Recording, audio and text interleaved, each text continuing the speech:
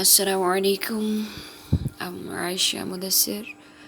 This is first one lecture of Surah Mumtahina and the first one video clip of this lecture. آج آپ اس lecture میں اس سورہ کی پہلی 3 آیات پڑھیں گے. ان کی تلاوت اور ترجمہ لفظی بھی اور بامحاورہ بھی اور ساتھ میں تفسیر. تو چلیے اسٹارٹ کرتے ہیں پہلی آیت سے. بلکہ اس کو شروع کرنے سے پہلے ہم اس سورہ کا شان نزول آپ سے شیئر کرنا چاہیں گے کہ یہ سورہ کب نازل ہوئی اور اس میں کون سا واقعہ لنک کرتا ہے.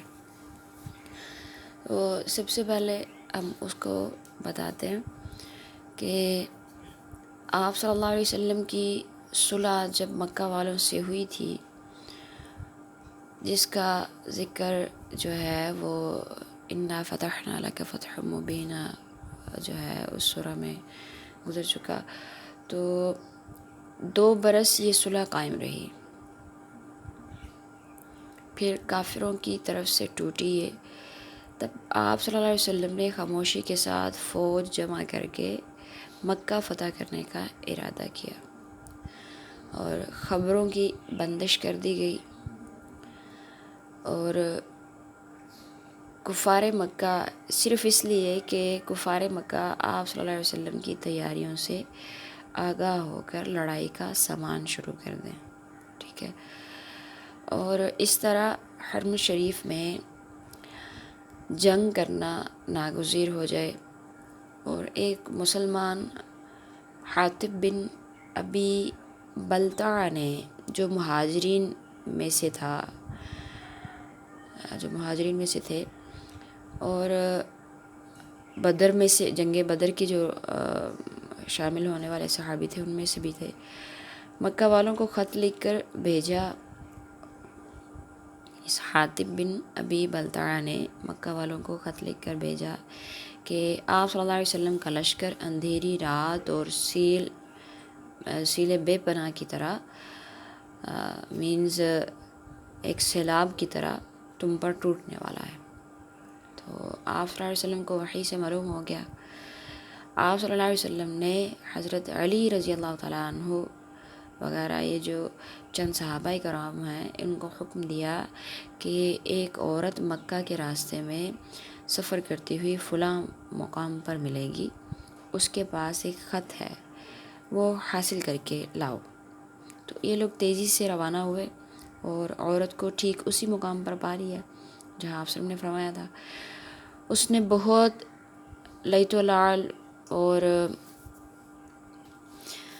رد و قد کے بعد اس خط کو ان کے حوالے کر دیا.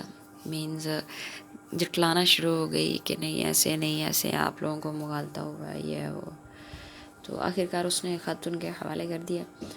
پڑھنے سے معلوم ہوا کہ حاطب بن ابی بلتع کی طرف سے کفار مکہ کے نام یہ خط ہے. تو اور مسلمانوں کے حملہ کی اطلاع دی گئی ہے. آپ صلی اللہ علیہ وسلم نے حاطب کو بلا کر پوچھا کہ یہ کیا حرکت ہے. تو بولے یا رسول اللہ صلی اللہ علیہ وسلم، نہ میں نے کفر کیا ہے نہ اسلام سے پھرا ہوں. سچی بات یہ ہے کہ میرے اہل و عیال مکہ میں ہیں، وہاں ان کی حمایت کرنے والا کوئی نہیں.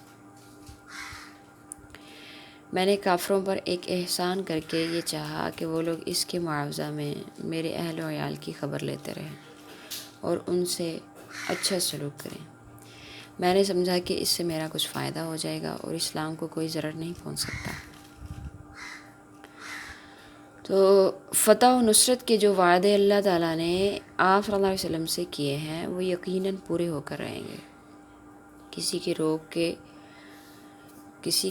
روکے رک نہیں جائیں گے.